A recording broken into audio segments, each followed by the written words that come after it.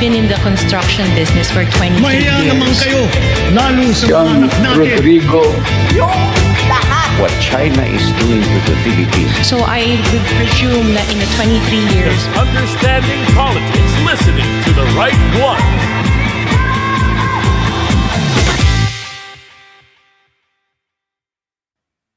Happy New Year! Nakapitong araw na tayo sa 2026. Kaya kami ay narito ulit. Ako po si Edwin Lacerda at ang aking magaling na partner ay si... Bagay Gutierrez po. Welcome sa part 2 ng ating 2025 year-end roundup dito sa The Insiders. Alam ko po, 2026 na, pero pinag-uusapan pa rin natin ang mga ibang mga issue na mabibigat na pumutok sa nakaraang taon. Ang dami talaga eh. Oo. Kaya siksik, liglig, umaapaw to 2026. Parang isang dekada worth nga ng mga pangyayari, di ba? Correct. Siniksik sa 2025. Okay. So, ngayong pong episode na ito, ang pag-uusapan natin ay dalawang medyo nakakagulat na issue na pumutok nung nakaraang taon. Una, yung patungkol sa ICC arrest at indictment ni dating Pangulong Duterte for crimes against humanity. At pangalawa, yun namang impeachment ni Vice President Sara Sara Duterte. Duterte. Okay. So, ikaw ba, prior to 2025, inasahan ng mangyayari yung dalawang yun? Hindi. Yung especially the arrest of ICC because if I recall, they really do. This is the first, I think, instance, correct me if I'm wrong, na a state voluntarily hand over a defendant to the ICC. Parang ang mismong government ang nag-surrender. Well, may mga kaso sa Africa na hinahan over ng gobyerno. Pero usually in a situation na mayroong civil war. Correct. So, nahuli yung parang rebel leader o kaya yung dating Yes. leader tapos may bagong gobyerno. Correct. Pero ito nga, parang feeling ko, hindi kaya isa sa mga inasahan ng mga Duterte doon sa kanilang pakikipag-unit team noong 2022 ay kapag nanalo Hindi siya ang kanilang kakampi, hindi siya ite-turn over. Did you have any notion na gagawin niya ng Marcos administration? Because remember, you were a petitioner, the Yeah. council. Oo. So ano ang and according to you, you won 50%. You lost 50% Sa Supreme Court. sa Supreme Court. Nung Duterte time. Duterte time. Duterte time. Mm. Paano ba? Siguro ako from 2022 hanggang mga around 2023, hindi ko inasahan na mangyayari yan. Kasi at that time, alalahanin natin, ang mga statements, public statements pa ni BBM, public statements ni then Justice Secretary Boying Remulla, ay hindi kami mag-cooperate. Correct. Hindi kami I mag-cooperate remember with that. the International Criminal Court. Right. Yun yung punto nila. They were emphasizing yung fact na nag-withdraw na tayo, Right. hindi na tayo member, therefore, cooperation was off the board. Right. Pero napansin ko na siguro late 2023 hanggang mga early 2024, merong pagbabago sa mga statements. Who was the first person that you detected a change? DOJ, So, Boying. kay Secretary Remulla at yung mga iba pa niyang mga undersecretaries at assistant secretaries parang nagpo-float. And then eventually, even sa level ni BBM, he started talking about parang yung ICC with more parang openness, 'di ba, sa cooperation. And I suppose timing na rin 'yon dun sa panahon na nagsimula na ring mag-erode Right. at bumigay yung kanilang Relationship. unity. Oo, yung kanilang Umitim na. unity. Kasi kailan man nag-resign si VP Sara? Mga 2024, di ba? Hindi ko alam. Oh, mga 2024 nag-resign si VP Nag-resign siya. Sara from the cabinet na bilang This was secretary ng after DepEd. the Quadcom hearing? Hindi pa. Wala pa? Hindi pa. Yung Quadcom nangyari pa yon afterwards, di ba? Second half ng 2024. Pero going back further, binanggit mo nga, Igel, noong 2018, kami ni dating Senator Laila de Lima, kami ang naging abogado ng Senate minority na nagsampa ng kaso, kino-question yung withdrawal ni dating Pangulong Duterte ng Pilipinas from its membership sa International Criminal Court. At nung panahon na yon, klarong-klaro na ang intensyon ni Pangulong Duterte ay i-withdraw tayo dahil ayaw talaga niyang magkaroon ang ICC ng kahit na anumang kapangyarihan na panagutin siya pagdating ng panahon. Pero hindi siya nagtagumpay. Hindi siya nagtagumpay dahil even under the rules ng ICC na actually pinagtibay ng Supreme Court doon sa desisyon sa kasong yon na final namin na kasama si Secretary Laila de Lima. Ang sabi ng Korte Suprema, kahit na effective na yung withdrawal, lahat ng nangyari sa Pilipinas Well, they were still a member. while member pa rin tayo, ay pasok pa rin sa jurisdiction ng So, ICC. in essence, their hands were tied kasi most of them are pro-Duterte appointees na ba? Hindi pa noon. Madami na doon, Kaya actually. nga, that's why wala silang magagawa. They have to uphold the treaty. Yeah, yun yung ano doon. So, sa dulo, kahit na hindi kami nagwagi doon sa hinihingi namin noon na ipawalang bisa yung withdrawal, nakuha naman namin yung Pero pag-withdraw- Supreme Court declaration na meron pa rin jurisdiction ng ICC. Yung decision ng Supreme Court na affirming the power of the president to withdraw, ano ang reason niya doon? It's an executive power? Yes.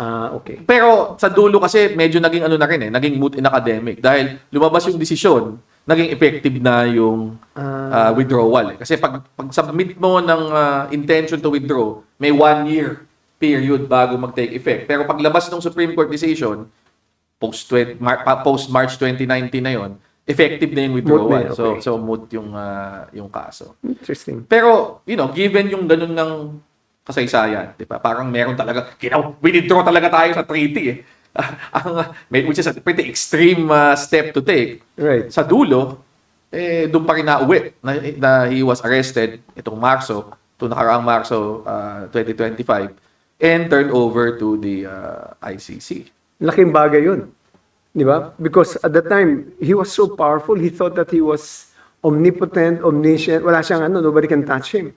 Di ba, sinasabi pa lagi niya yun na ako sasagot nito, di ba? Sagot ko kayo, mga pulis, mga sundalo. Right. Yung kanyang... In fact, dun sa Quadcom hearing, di ba, nilaglag niya si Bato. Sinabi niya na ito yung head na. Oo. Kaya siya sinabi before na never in 1,000 years akong harap dyan. Di ba? Hindi ko kayo papapasukin. Pero yun nga siguro ang isang leksyon doon ay mahirap makalimutan yung katotohanan namang laging lumalabas na walang forever. Correct. Lalo na sa kapangyarihan. Para siyang love, no? Hindi pala forever ang Ganon, power. hindi ka naniniwala sa love na forever. Kaya, ako, naniniwala ako dyan. Romantic ako. Talaga. Pero, ang kapangyarihan, yan ang walang forever. Kasi, bilog Bilog ang gulong Ang gulong ng palad. Diba? Minsan, ikaw ay nasa taas, pero magkakaroon din ng panahon na ikaw naman ang nasa baba. There's a Latin phrase that's very famous. Sic transit gloria mundi. Thus past is the glory of the world. Tama. So talagang that power is really temporal. Okay. Kaya, nakakagulat nga na nung winidraw yung membership natin, marami nagsasabi, wala na yan. Tapos na yung ICC na usapan dahil nag-withdraw na tayo. Pero yun nga yung very decision doon sa kasong sinampa namin nila Sen. Laila, kasama sila Senator Kiko, Senator Risa, si Sen. Frank, nung panahon na yun.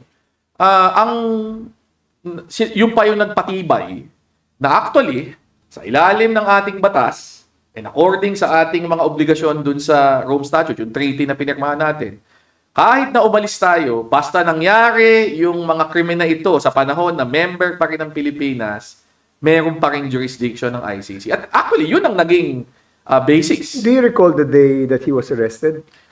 March, hindi ko na maalala. Something so. Oo. So ano ang pakiramdam mo bilang counsel for the petitioners? Were you ecstatic that finally justice will be... Natuwa ako dahil Nag-tweet ka, I'm sure. tweet ako. Definitely. Minsan. Several yung nalabas ko na tweet nung panahon na yun. Kasi hindi ko inasahan na mangyayari yung panahon na yun. And natuwa ako para dun sa mga biktima. Kasi kailangan kong paliwanag dito, isa sa mga dahilan kung bakit sa ICC tumakbo yung madaming biktima ay dahil nawalan na kami ng pag-asa dito na makakahanap pa ng hustisya sa ilalim ng, nung una, Administrasyong Duterte, and then subsequently, under the Marcos administration. Kaya nga nagsampa, at lahanin natin, yung kasong yan sinampa, panahon pa ni Rodrigo Duterte bilang Pangulo. Yung initial Itong complaint, ICC case. yung official approach sa ICC happened. But who filed the case in ICC? Kasama yung kasama sila Senator Trillanes, pero madami din dyan yung mga victims mismo. Pero, Yung mga Barry, pamilya. What is the official count of victims killed? Actually, yung covered dun sa kasalukuyan, konti lang yan eh. Mga 40 cases. Ha? Oo. Because of ano lang, yung time lang, yung... Hindi. Madaming mga, ang conservative estimate sa mga number na pinatay dun sa so-called drug war, ito yung government, government admitted, figures. mga around 6,000. And Yung covered by journalists and all. Yung covered by journalists, human rights groups, civil society, mga nasa 30,000. 30. 30,000. Laki ng difference. Oo. Pero yung ginawa lang na covered o yung basis para dun sa kasalukuyang ICC case, alam ko mga around 40 to 50 lang yan. At ang dahilan dun, hindi mo naman mahirap patunayan yung 1,000. Okay. In terms of yung ebidensya na kailangan mo ipasok, in terms of yung length ng trial, ang hirap.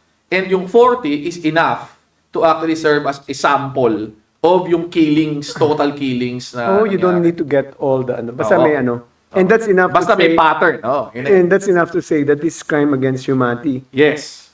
So kahit na 40 lang, it Oo. was tagged as a crime against Kasi ang humanity. importante dito, in effect, ginamit mo yung kapangyarihan ng Estado to actually launch this kind of campaign against the civilian population.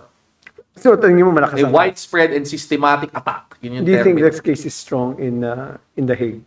Well, wala akong personal knowledge. Hindi ko pa nakikita ng ano. But tiwala ako na, kasi, dito papasok yung mga tao tulad nila Father Flavi Villanueva, who recently won yung, di ba, Ramon Right. award. Panahon pa lang nung termino ni Pangulong Duterte, while nangyayari yung patayan araw-araw. And despite yung mga banta laban sa kanila, yung pananakot, inura pa sila mismo ng presidente. Right. Sinimulan na nila yung process ng pag-document Okay. ng mga killings, interview yung mga pamilya, ini-interview yung mga naging testigo. So, malaki ang tiwala ako na kung ano man yung mga na-forward na mga affidavits, testimonies doon, ano yan, talagang painstakingly ginather yan starting from the time na nangyayari pa yung mga patayan na... You know, last December 15, in the spokes, I had a guest, si Secretary Silvestre Bello, si Bebot Bello. Bebot. He was the Secretary of Labor in the Duterte administration. Yes, kasama ko din siya sa Congress. And I don't know if you know this, he was a flag lawyer, human rights lawyer. Yes, tama. So I asked him the question, how do you reconcile the fact that you are a human rights lawyer and you're working under an administration whose president is guilty of extrajudicial killings? Sabi niya. Ang sabi niya, alam mo, isa lang ang pinatay ni Digong. Sabi niya gano'n, isa lang ang pinatay ni Digong, tinulak sa helicopter na matay. Basta, that's the only thing. It doesn't matter. Because you were the president, and sinugundahan ako ni Nani Braganza, sabi niya, kayo ang presidente, ang utos mo, hindi nababali, or something to that effect na. And I cited, I don't remember in England, when si King Henry was against, nag-away sila ng kaibigan niya, si Archbishop Thomas Becket. Okay. And because he was, the bishop was arguing against state and church power. Sa sobrang inis ng hari, sabi ng hari, will no one get rid of this priest? And the knights just decided to kill the priest Dahil dun sa pinakagustuhan ng hari. and the king apparently didn't mean it. And yet, he took upon himself to say, it was a decision I did. So he repented and all that. But yung sinabi ko nga sa kanya, Secretary Bello, one extrajudicial killing is one killing too many. Tama naman yan. So sabi ko, you cannot justify, it's a question of quantity. But the fact is, he ordered the death of so many people through bato, through different agencies. And ako tingin ko, isa yon doon sa malalabas doon sa course ng trial. Hindi pa natin nakikita eh. Kasi so far, preliminary hearings pa lang nangyayari dito eh. On interim release, on his fitness for trial, yan pa yung pinag-uusapan. So, hindi pa natin actually nakikita yung actual na But how long would ebidensya. that take? Yung mga fitness for... ganun. We're actually reaching na yung end nung process na preliminary questions. Diba? Na-resolve na kasi yung issues of jurisdiction tsaka yung interim release. So tingin ko, yung susunod dyan, pag-uusapan ako matutuloy yung confirmation of charges hearing. Okay. Kamusta ang pace para sa iyo? Kamusta ang pace ng kaso sa ICC? Ako, considering na wala pang isang taon to, ako tingin ko naman, Mabilis na. it's moving at a fairly brisk pace. Notwithstanding the fact that the defendant lawyer is doing dilatory tactics. Kung ako din naman, dahil Gagawin magkano binabayad sa kanya? 150. Talaga?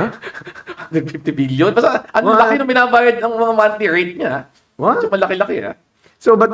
So, where are we now? So, matatapos na yan, and after that, confirmation of charges. Yes. And after confirmation of charges, Papasok na tayo doon sa, papasok na yun sa trial. Pag-present na yung, once yung confirmation of charges hearing is concluded. Pero, hindi ko kasi alam kung ano pa yung mga available remedies na pwedeng i-file ng defense. At mukhang sa kasong ito, mukhang determined sila na lahat ng pwedeng ma-erase na issue ay nire-erase nila. and how, pero mukhang it doesn't stop the court from moving forward. Oo, pero mukhang ang isang kailangan i-resolve dito yung fitness. Hindi pa yata resolve yung kanyang fitness issue, di ba? Bakit? Fitness Ano for ang- trial. What happens if he was found to be not fit for trial? Pauwiin? Hindi naman. Hindi necessarily. Ipopostpone. Until he is... kasi mental fitness ang kanilang nire-raise eh. Di ba? So, tingnan natin. Pero wala pang finding. Wala pa. Interesting. As far as I know. Dun sa... Pero what's the... Ano ang... I don't know if you will be able to... You'll be in a position to answer this. Pero ano ang feeling ng Filipino people regarding this trial? Hati siya or they believe that justice should be done? I can only answer based on yung mga surveys na nakita ko. Diba? At one very clear survey was saying na kailangan magkaroon ng accountability for yung killings during the drug war. Okay. So ako, naniniwala ako na at least in the abstract sense na kailangan may managot, naniniwala ang karamihan ng mga Pilipino na kailangan magkaroon ng hustisya dito. Is it settled na there's no such thing as nanlaban? I mean, Mahirap. Considering na wala pang kaso na nag-rule, tingin ko, although anecdotally, marami nagsasabi, even reporters are saying, na paano man lalaban yan? May baril yung isa, binaril na ng basta-basta. madami ng mga lumabas na mga reports from yung mga meron talagang mga reporter na grabe, bilib ako na sa tapang na talagang sinubaybayan yan at tinutukan yung issue ng drug war. At ilan sa kanila, actually, nakakausap namin nung the brief 18-day period na si BP Lenny ay naupo bilang ICAD co-chair, di ba? Nung You also tackled 2019. the We had meetings with some of the people na nakatutok talaga dyan. At madami silang kwento. anecdotally ba, were they threatened by government? May mga ganon. Witnesses and journalists? May mga attempts at intimidation. May mga attempts at denying access. Definitely. And, hindi lang sa level ng mga pulis. Mismong si Pangulong Duterte, ang dami mga statements eh. Correct. In statements siya, di ba? Threatening clergy, di ba? Threatening mga Right. reporters, threatening human rights workers. I have a personal experience with someone. Ako lang mag-isa nagkakape sa Mr. Donut sa Trinoma. I like the coffee of Mr. Donut, yung drip coffee. So, I just sat alone drinking my coffee and then there was a retired police officer who approached me. Ang sabi niya, Secretary, nag-resign ako sa kapulisan dahil hindi ko na masikmura ang ginagawa nila. Yung mga patayan. Yung mga patay. Hindi, ito na yung dyan napapasok yung mga naging testimony nila Garma, for example. Diba? Na talagang merong mga bounty, nag-o-offer ng pera para ma-meet yung mga quota. Correct. So, Correct. kailangan, nag-assign ng mga quota para sa mga pulis, kailangan meron kayong mapatay na ganito kadami per month. Tapos, pag nami-meet, merong binabayad. So, yun nga yung medyo talagang pag narinig mo, mangingilabot ka eh. Curious lang ako, ano ang liability, ano ba ang participation ni Bongo? Because this was in regard to the testimony of Garma. Ano rin ang liability ni Albayalde? Because sinabi ni Trillanes, ang susunod na kakasuhan, ang mawawarrant for arrest, si Bongo at saka si Albayalde. Well, again, ang hirap mag-speculate kasi hindi pa natin nakikita yung actual charges sa ICC. So, hindi ko alam kung ano yung basis na official na gagamitin. Pero from yung testimony na lumabas sa House, mukhang si Bongo may involvement dun sa funding. Okay. Diba? Yung pag-raise ng pondo para pambayad dun sa mga Quota. bounties, Okay. sa mga quotas. Si Albayalde, well, naging PNP PNP chief siya. So, tulad ni Bato, chief implementor nung panahon ni Bato yan, Oplan double barrel pa ang tawag eh. Okay. Diba? Na may kasamang, at yun, explicitly, may nakalagay doon, neutralization of suspects doon Wow. sa orders ng Oplan double barrel. So, ako, posibleng yun ang mga ties na nagagamitin. Pero, grabe talaga eh, kung iisipin mo. Whether 4,000 or 6,000 or 30,000, ang laki talaga ng figures. And sila, binabalikan tayo, kasi sabi sa panahon naman ni Noy, nagsalita si Alan sa panahon ni Noy Aquino, may EJK. Sabi ko, teka muna, hindi yan state-sanctioned, ano? Exactly. Tsaka not as a state policy. Correct. At saka, away ito ng mga politiko sa journalist sa probinsya. Maski early on nung 2017, may mga lumabas ng reports from mga human rights groups like Human Rights Watch na ang sinasite na basis for yung kanilang position na this is state sanction ay statements mismo ni Right. Rodrigo Duterte. Statements mismo ng mga high government officials. Correct. So, lumalabas talaga dito, hindi ito parang isolated na mga rogue elements. Right. Ika nga. I remember there was a 60 Minutes sa Frontline, a famous documentary TV series sa Amerika. In-interview ang Pilipino, I forgot who the colonel was. Nagmumura siya talaga. He followed the style of Duterte talaga.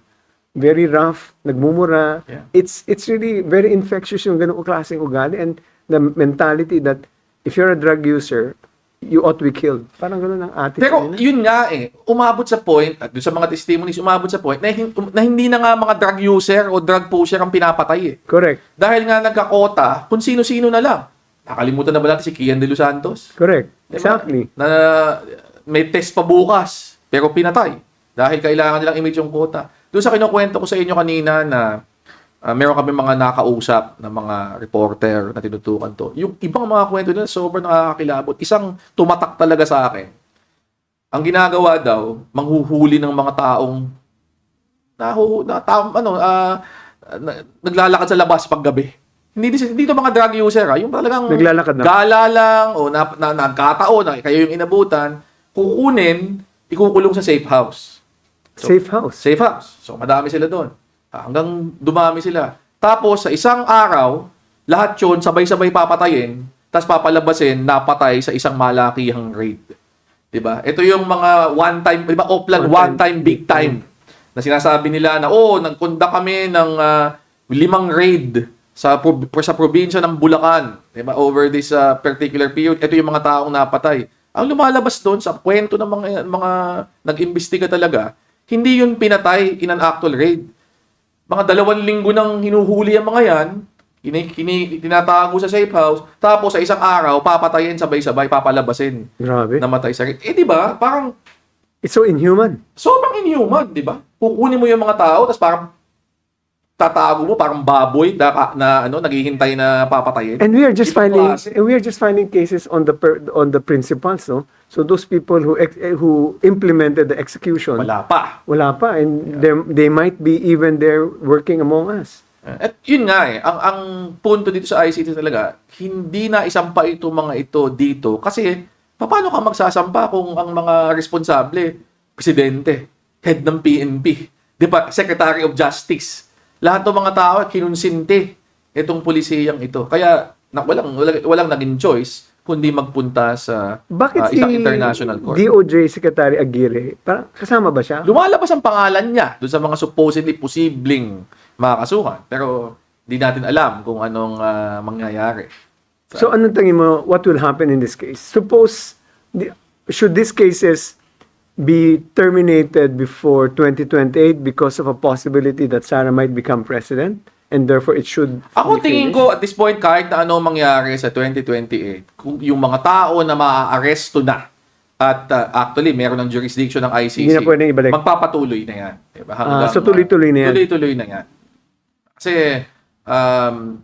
at this stage, tingin ko, very, very solid na yung case build-up, yung evidence na Right, gather ng right. prosecutor's office. Handa na sila dito. Question na lang kung sino pa yung mahuhuli para humarap sa paglilitis sa harapan ng international trade. Si Garma nagsalita because of what? Parang meron ba nag-udyok sa kanya or she got a road to Damascus na experience niya? Kaya siya Hindi ko alam.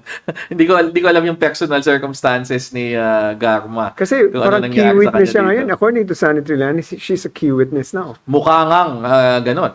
Diba? And she testified in Malaysia and then now she's somewhere else out of the country. Dagdag dun sa mga unang humarap na sila Matubato tsaka si Las Cañas. Las Cañas. Okay. Wow. Ganyan. Pero eto, maiba ng konti on this issue. Anong tingin mong sinasabi nitong experience na ito doon sa issue ng pag presidente ka, sa loob mo, hindi ka magalaw. Pero the moment you're out of office, parang all bets are off. Kasi this is not the first time na nagkaroon tayo ng former president na nakasuhat pagkatapos nung kanyang termino. Although, this is the first time na international court ang humawak at ganito kabigat na krimen, Correct. crimes against humanity. But since we're not a member of the Rome Statute na, so ano ang proseso to sue someone who would do the same thing that Duterte did? Well, What recourse do we have, the country would have, or the defendants, or sorry, the victims, the survivors of the victims, what recourse do they have without the ICC? well, ngayon, local courts. Local courts na. Local But courts. yun ang problema. If Sara is the president, Exactly. Yun so nga. wala na tayong ibang wala Well, na unless bago matapos ang termino niya, ay mag-rejoin ang Pilipinas sa ICC. right. May mga nananawagan na ng ganon, actually. Na, And then pag nanalo si Sara, aatras na naman. Hindi, pero at least yung mga nangyari habang member pa tayo, covered pa rin ng ICC. Pero hindi, yung sa tanong ko, may lesson ba ito sa lahat ng mga magiging pangulo na habang nakaupo ka ay huwag masyadong maging abusado? Well, I think dapat that should be one of their guardrails, no? But my point lang kasi, Barry, if there are no legal instruments that could stop you or will force you to that you can be sued, Yeah. parang impunity na naman yan eh. Kasi ang tingin ko, let's say, wala tayong ICC ngayon. Ayaw na bumalik ng Rome Statute. Sila Marcos. Pag dumating na si Sara, can she implement, let's say, a Tokhang program again? And she has nobody will sue her because we're not part of ICC. Well, pero ito nga sa kaso kasi ni Duterte, parang feeling ko nga ginawa na nga niya lahat ng posible niyang gawin to avoid precisely the situation, pero nangyari pa rin sa kanya. The other recourse, I think, Barry, is after the term of Sara.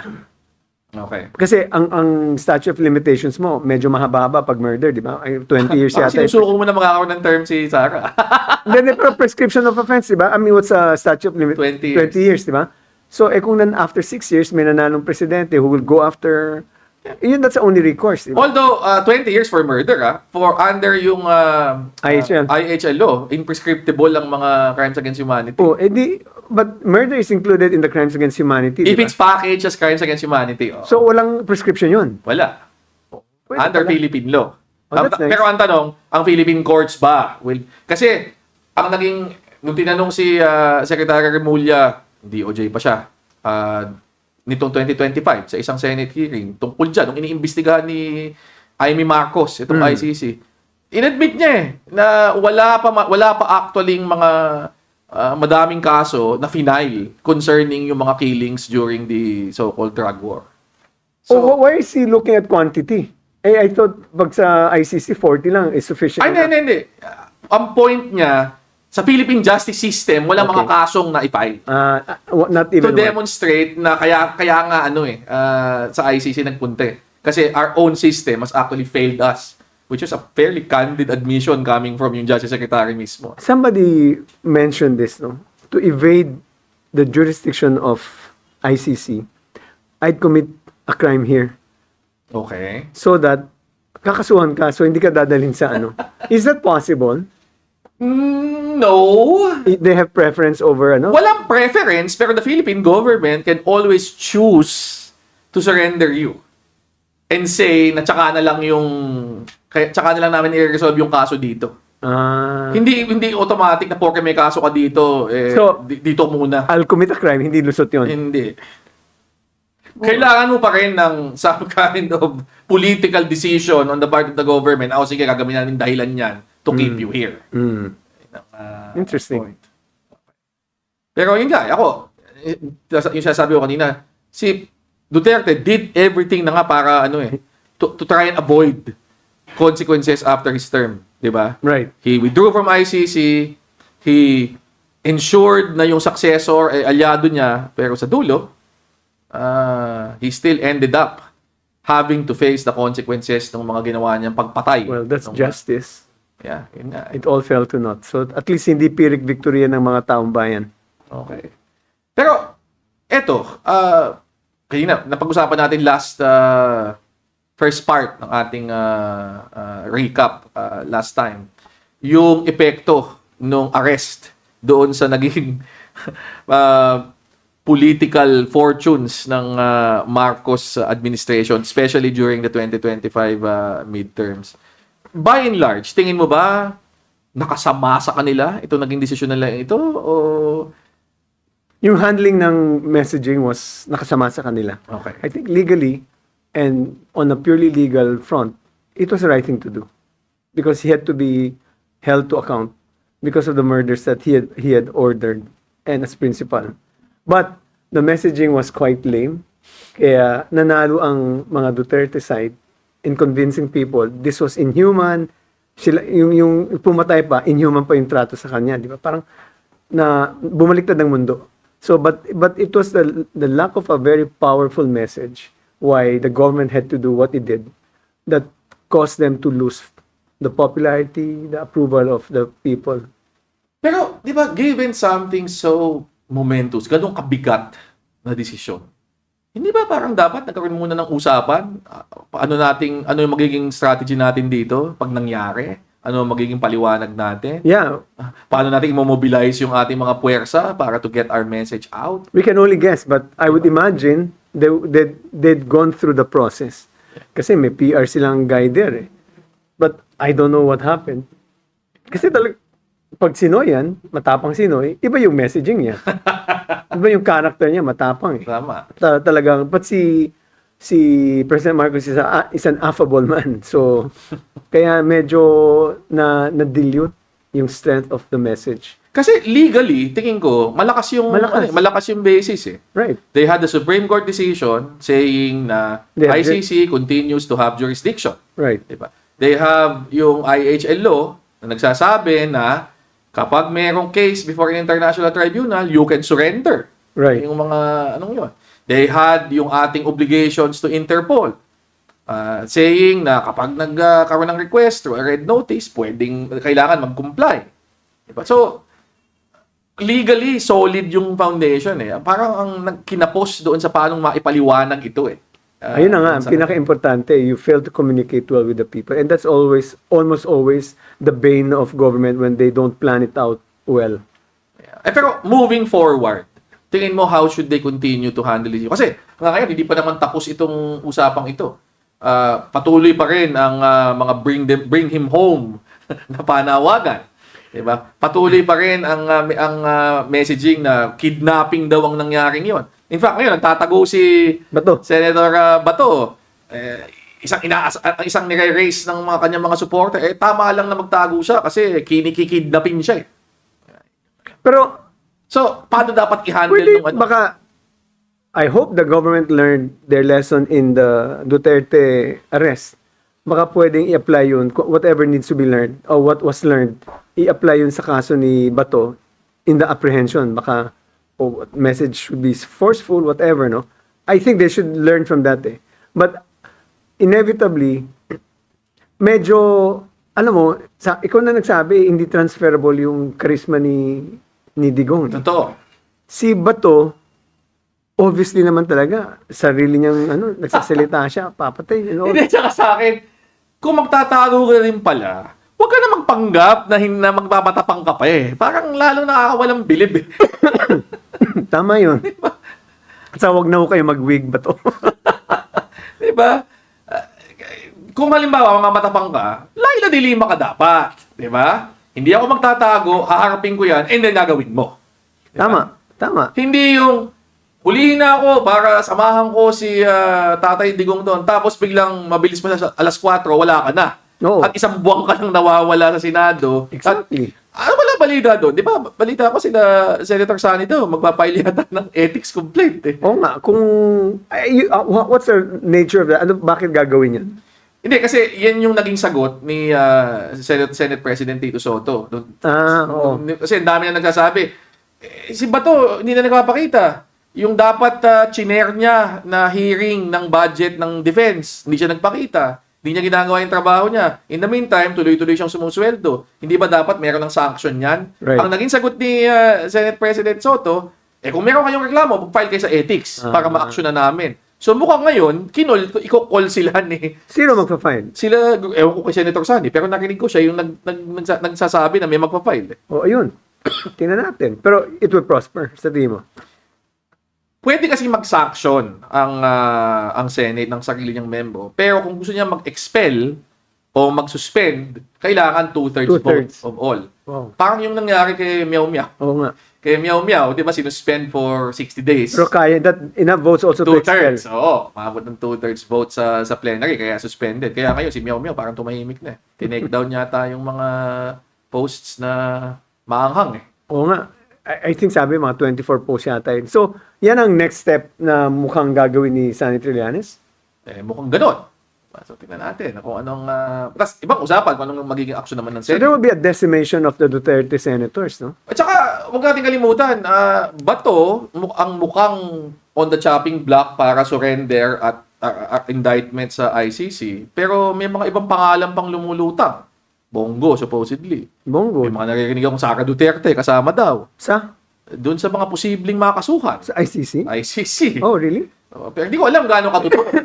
Pero as of now, mukhang ang pinaka-immediate at pinaka-reliable yung kay Senator Bato. Kasi mukhang siya, pati siya naniniwala dahil nagtatago eh. Pero yung political configuration yan, let's say, even if you're not if you set aside ICC, may mga kinakaso mga senators which are identified or who are identified with the Duterte forces, si Jinggoy, si Joel, Villanueva, Chis Escudero. Di ba? Parang it will decimate them. Oo. So, Isang possible outcome yun. tapos si Marcoleta is also facing a disqualification case Okay, nasuhan siya. sa Comelec yata. Oo, ng perjury. Right, Diba? right. Oo. So talagang sa tingin mo ba ipupursige ito ng gobyerno? Tingnan natin. Do you think they're weaponizing law? Ako, tingin ko there is basis para dun sa mga kasong ito. Hindi naman as if inimbento lang ito na parang Laila When you de say Lima. weaponizing, walang basis ba? Ako, ang pananaw ko ng weaponizing yung parang Laila de Lima eh. Okay. Diba? Nag-imbento ng kaso, wala namang actual evidence, tapos gagamitin mo to take out a political... In this case, may mga opponent. ebidensya. Pag kinulong mo yung mga tao na mayroong kinalaman sa flood control, para sa akin, tagumpay ng hustisya yun eh. Right, right. Of course, hindi natin pwedeng i-ignore na meron ding posibleng incentive for the administration to move faster on these issues dahil merong political gain for them. Exactly. Pero ang tanong ko, is the presence of some political advantage enough para i-invalidate mo yung process kung meron naman talagang ebidensya na dapat namang managot talaga itong mga taong ito? Ako, tingin ko hindi. Mag-ano ka? Hindi mo ba kakasuhan yung mga yan? Petitioner ka naman. Nanalo na nga kami dun sa page. Okay. So, tingin ko, magpunta na tayo sa susunod na topic natin. Na may kinalaman dito. Ito yung impeachment naman ni VP Sara Duterte. Kasi, talking about may batayan, pero meron ding element ng political gamesmanship o political strategy.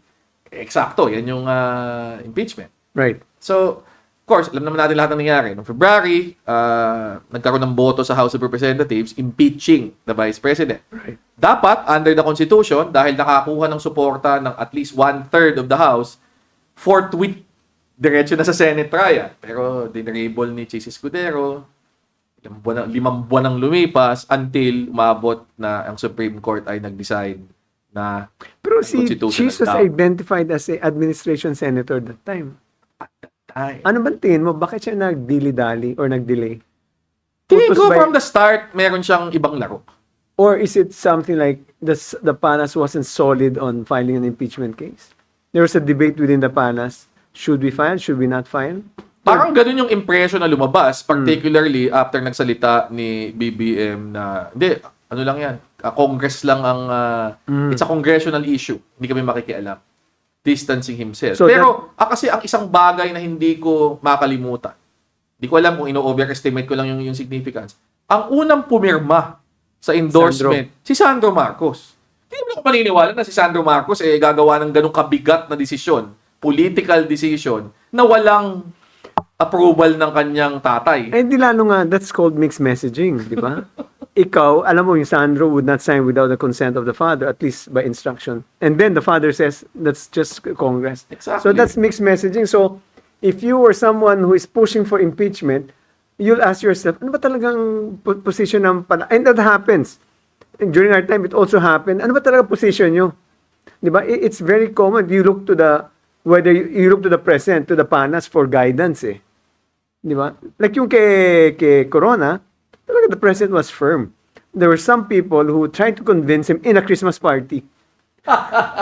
Nasabi ni tatlo silang malalaking tao, tried to convince him, Wag na. solid. Sabi ni Pinoy, hindi, tuloy natin, tapos binigay sa akin yung complete. Edwin, basahin mo, and you edit it. So baka naman ganun din ang nangyari. Baka naman, nung simula, okay kay BBM, baka may nakakausap sa kanya. Posible. Di ba? Baka posible si Chis Escudero nga mismo yun eh. Pwede, Hindi no? natin alam. Di ba yung parang ang sabi nila, kung sino ang huling bumulong, yan yung medyo nasusunod. May mga ganong lumalabas na balita. Hindi ko alam gaano totoo. Yan ang palace politics and even politics elsewhere. Eh. Yeah. Di ba? Somebody is influential enough to whisper and the decision is taken after that. Kaya nga, dun papasok yung importance ng pagiging matibay ng loob Yan si... ng Pangulo. That's a president. Na once the decision has been made, eto na yan. Kasi tingin ko, nanggaling tayo sa Malacanang pareho.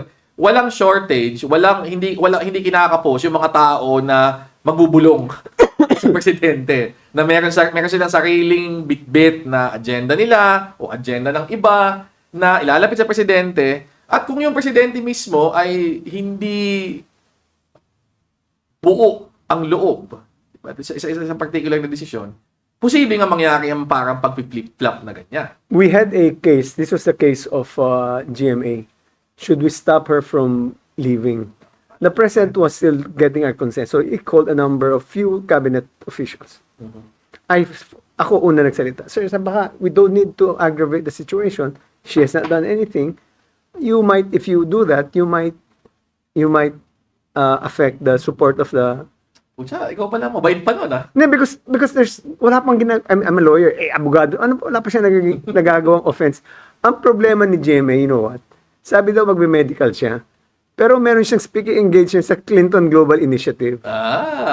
Sa New York? Sa DC? Singapore pa yun. Singapore Sa Singapore pala. lang. Okay. So, but anyway, so nag-discuss, most of us said, sir, we don't have to do that. And then somebody said, sir, di ba ang motto natin was transparency and accountability. Umalis siya, pagbalik, hindi, tuloy na natin. And when we came out, we were all solid. You didn't see any sign of dissension among the cabinet members who were there. Nasa tingin ko, yun yung nagkulang dito. Kasi very, very public, very final step yung impeachment vote sa House. At para sa akin, explicitly significant yung ang unang pumirma ay majority leader, Right. anak ng presidente. So, symbolic yun eh. Di ba? That's the indicator na Malacanang is behind is supporting this. Right. Yung idea. Tapos a few months later, biglang parang nag-equivocate ka. Right. Nagsimula yan dun sa ang excuse ni Chis Escudero, wala daw session in break. So there were calls. President BBM, bakit hindi ka magpatawag ng special session? Para ma-actionan na to. And then, sabi niya, dito niya magagawa, kailangan daw mag-request ng Congress, which is not true, ah. Right. Under the Constitution, the President can always call a special session. Hindi kailangan requested dyan by Congress. Oh, and then, paabot na nga dun sa dulo. Tapos na eleksyon, di pa rin nagko-convene. And then, ito na yung mga statements na, well, let the House and the Senate deal with it kasi hindi naman involved ang executive sa process na yan. Na parang dumidistansya from the whole process. Na sa tingin ko, nakakontribute yun Sa confusion. sa level ng mga allies. Siyempre, yung mga pumirma doon, parang, akala ko ba, Right. ito gusto mo, biglang-bigla, naiiwan kami sa air eh. Buti wala pala sa Supreme Court si Marvick Leone nung final namin yung impeachment case kay Corona dahil pag-file sa Congress, diretso ka agad. And then, from the perspective ng publiko na nanonood, parang, ano ba talaga? Right. Yung sense na may indecisiveness lalong lumalalim. Correct. Na parang walang isang nasalita itong gobyernong ito eh. Totoo yun. I think that was quite obvious. Kaya nga talagang it caused some confusion among the allies. Eh. Pero ito, moving forward. Nangyari na lahat yan. Bukas na yung Supreme Court decision. Merong pending na motion for reconsideration pero wala pang desisyon. Pero by February 6, which will be what? Less than a month from now, January 7, pwede na uling mag-fight ang House So what happens ng to that? impeachment. So, You're the Supreme Court practitioner. What happens? hindi. Kung wala pang desisyon by that time on the MR, walang choice yung House but to comply with the new rules. Okay. Which include kailangan Hearing. well, kailangan maski 1/3 yung mag-endorse, kailangan magkaroon pa rin ng answer yung VP at Respondent. that level. Etc. So basically a more convoluted. But that won't be, is that a long process with that addition like that? Hindi ko alam kasi we've never had it. Hindi ko alam pero 'di ba? Ng mga abogado the more procedures there are, the more opportunities for lawyers to delay. And I recall that you said that the Supreme Court is encroaching on the discretion of each and every congressional representative, but even questioning, have you read it? Yes. Diba? Do you understand it? But Yes. that's a proof. Were you given enough time to Yes. actually appreciate it? Diba? Parang it's a bit going too much to ano na eh. And in fact, that's close to parang you're providing, parang nag-IRR ka, gumawa ka ng implementing rules eh. Judicial legislation na yan eh. Tsaka, ano talaga, it questions the very integrity and capacity, actually, of the members of a co-equal branch of government. Like you're saying, the Supreme Court is saying, I don't trust you. Exactly. We don't trust you to actually Perform the constitutional duty of have sign- actually studied this. Right. Diba? Yun yun. So, kailangan yung i-attest sa amin na actually ginawa nyo. Which is, borderline. It's insulting and actually borderline unconstitutional. Hindi ba? Ako tingin ko ganun eh. Very, very clear dapat na sa situation na ito, trabaho yan na binigay sa sa ibang branch ng gobyerno eh. Alam mo, hindi pa nag-aaway ang House, ang legislative against the Supreme Court because you've always submitted to the will and discretion of the court. But in this case, in this particular case, it seems like they're really encroaching on the powers of the legislature. Baka it's high time for them to stand and say, we will disregard your order. Well, pag ganun kasi constitutional crisis. Yahan mo sila. I mean, the Supreme Court will fall. I'm telling you. Because these are the Nakakatakot representatives. din kasi yun, ako, personally. Kaya nga, I've always believed na although we have the notion of judicial supremacy, the Supreme Court should always be very circumspect. Maingat. Right. Maingat to exercise that kind of power. Lalo na kapag yung power na yun ine-exercise over the other And I branches think of because of them being circumspect, they will not force the issue if the Congress would force the issue. They'll find a compromise or a working solution to that. Kasi unfair talaga eh. You doubt the certification, and that's already the best evidence that I've read, I've understood the complaint. So what more do you need? Yeah. Pero ang malaking question mark talaga dito is regardless of yung process o ano ba yung mga yung the formalities na kailangan daanan ng House. Magkakaroon pa ba ng the same level of support this February? That's a big problem. Compared to last February. Yun yung kasi nagbago na yung situation. Iba na ang House leadership. Napaka-obvious. Hindi na si Martin Romualdez. The president is in a far weaker position than he was a year ago. Pangatlo, even yung institutions like the Senate and the House are under siege, credibility-wise, dahil sa lumabas na mga issues on flood control and corruption. It is possible that they may still continue with it if they can convince the people. Ang kailangan mo lang barometer mo kung are the people on my side. Totoo. If the people are on my side, I'll go ahead. Na ibig sabihin, naging napaka-importante tuloy ng ano ang lalabas dito sa initial inquiry kay VP Sara Duterte mismo. Right. Kasi yung final last December 12 na kaso sa ombudsman sa kanya, laban sa kanya for plunder in relation dun sa 612.5 million pesos na confidential funds Right. na napunta sa 1,000 plus questionable beneficiaries, kasama na sila Mary Grace Piatos. Right. Diba?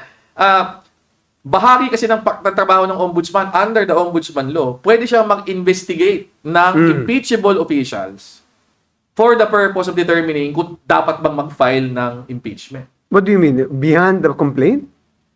Well, Or in relation to the complaint? kasi yung complaint alleges plunder, 'di ba? So, part of that is yung criminal aspect. Right. 'Di ba? Yung pagka-file ng kaso probably with Sandigan Bayan against Sara Duterte. And para klaro, walang vice presidential immunity from suit.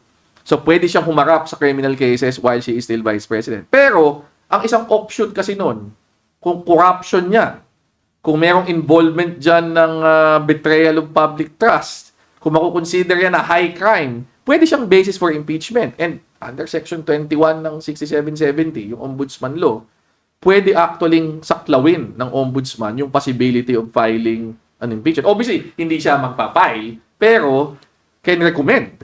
But given the evidence that you have, assuming they have plenty of evidence, why go through the rigmarole of an impeachment kung pwede ka naman pala dumiretso sa Sandigan Bayan? Kasi hindi siya matatanggal sa pwesto. Even if makukonvict siya, hindi siya pwedeng matanggal sa pwesto kasi constitutionally, the only way to remove an impeachable officer is through impeachment. Okay. Diba? But, convicted siya. Convicted, posible. Isn't there a requirement that wala kang conviction when you run for president? Hindi mo pwedeng i-disqualify on that ground kasi that would be circumventing yung impeachment So ang mangyayari pa rin doon, based on the conviction, i-impeach ka namin. Yeah, So pwede that yun. you can be removed. Oo. Pero hintayin pa ba natin yung conviction bago mag-impeachment? Pwede mo nang isabay. And I think na yun nga Hindi forum shopping yun. Hindi, iba naman kasi yung usapan sa impeachment Okay. Kaya tingin ko, yun yung sinasabi mo kanina na convincing the people na merong basis doon. To a large extent, lalabas yun kung may lalabas na mga matibay na ebidensya laban kay VP Sara Duterte na talagang, kasi ito yan nung final yung impeachment nung last February, hindi naman natin nakita kung ano yung ebidensya kasi inaasahan natin lalabas yun sa trial. Sa trial. Pero dahil hindi natuloy yung trial, di wala. Pero kung mapapalabas yung ebidensyang yan, mabibigyan tayo ng mas buong Wait, di mas maganda yun? buong kwento na ito yung nangyari, Mas maganda yun. Kasi early onset pa lang ng kaso, you're able to present evidence rather than wait for the impeachment trial. well, So, gagamitin mo pa rin for the impeachment trial, Correct. pero lalabas na. Lalabas na and the people will see it. Yun nga. Di ba? So that's the advantage. But yun naman pala there's opportunity in a difficult decision like So yun Marvick. yung actually tingin kong posibleng magdidetermine ng viability ng impeachment after February 6 this year. Well, tingnan natin. Ano yung lalabas? Ano yung ebidensyang maipapakita? That's very interesting. Ang daming mga interesting na mangyayari. Oo nga Hindi na tayo matutulog. Ano nga di ba? Curse nga daw yung may you live in interesting times di ba? Oo nga. But I want to be in an interesting time. Well, interesting times kaya nagkakaroon tayo ng madaming pag-usapan. Correct. Diba siya? Tama, Nagiging tama. interesting din ang ating The Insiders podcast. Right. Tama yun. Marami pa kaming insider na kwento, pero not the proper time to tell you. Okay, so ito na lang yan bago tayo matapos. Since recap to, going back to 2020, pagtingin sa in particular yung dalawang issue na yan. Tingin mo ba was 2025 can we view it as a win for accountability? To a large extent, yes. To a large extent, yes, because lumabas na you're saying the scope and breadth of corruption in the flood control. At least yan lumabas yan.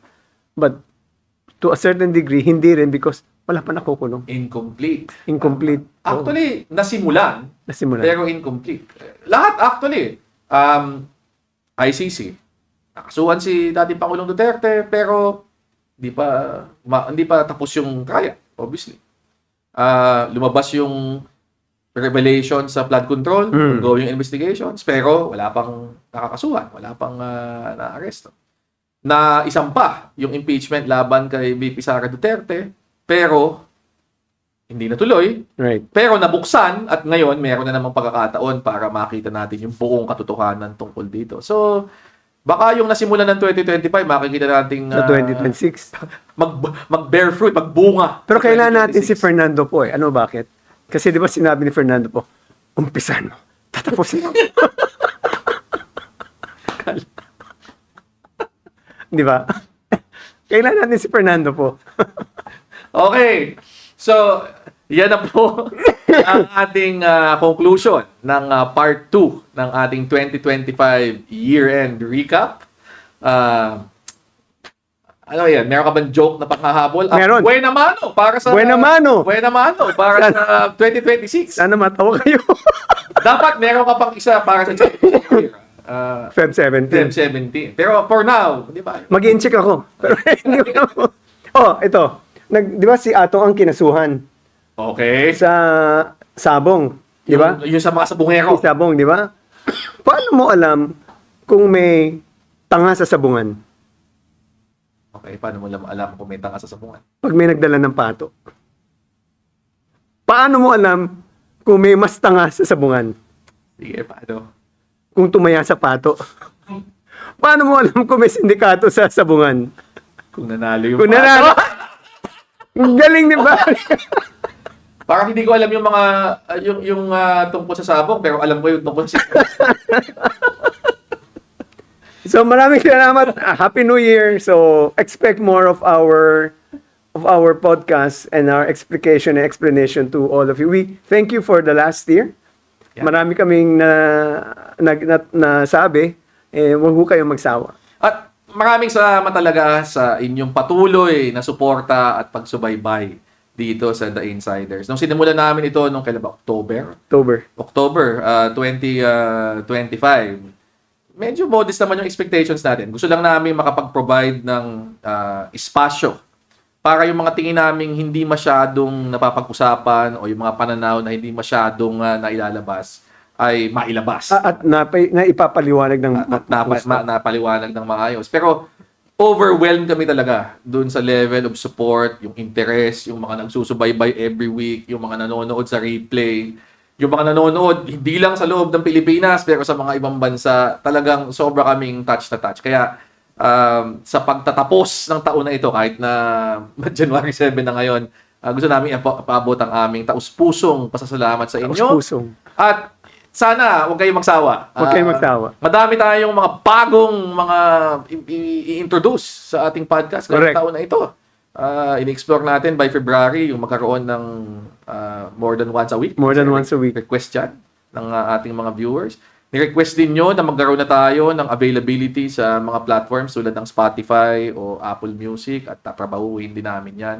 Pero ang isang hiling lang namin, sana patuloy lang yung encourage ang inyong mga kaibigan, kamag-anak, kapitbahay, katrabaho, kabarilan, kasama sa Congress, na mag-subscribe at mag-like sa ating podcast dahil yung patuloy na paglago at pag-grow natin ay nakabatay at nakaasa sa inyong patuloy na suporta, diba, sa channel na ito. Pero sobrang talaga nakakatuwa itong journey na to. Taus-pusong pasasalamat. Magandang Tagalog yun. Diba? Diba? Huwag kayong mag-alala. Kahit na ano pang mga bago namin introduce ng mga features, hindi mawawala yung joke time with Sir Ian. Corny jokes. At pasensya na kung napansin nyo, last episode, ngayong episode, hindi kami nakapagbabasa ng comments. Bakit? Kasi pre-recorded po ang episode na ito. Medyo nataong kasi ng 24, 31, and then 7. Gitna pa rin yan ng holiday season. So, inunahan na namin ang pagprepara ng mga episodes na ito. Pero huwag kayong magalala. Starting sa susunod na linggo, January 14, Right. balik na ulit tayo sa mga live episodes ng The Insiders at balik na uli tayo sa ating segment na aking paborito personal na nagbabasa ng mga comments mula sa ating mga viewers. At syempre, yung mga iba pa nating features tulad ng mga polls na ginagawa natin. Maraming salamat po sa inyo. At si Barry may concert sa Japan, kaya abangan niyo yung concert niya sa Japan. Hindi, biro Sa na po. Payuki. Di ba? Pero yan, maraming salamat. Maraming At, salamat. Kita-kita tayo uli sa susunod na Wednesday. Thank you. Bye-bye. We have been in the construction business for 23 Mahiya naman years. kayo. Lalo sa mga Young anak natin. Rodrigo, what China is doing to the Philippines. So I would presume that in the 23 years, Understanding politics, listening to the right one.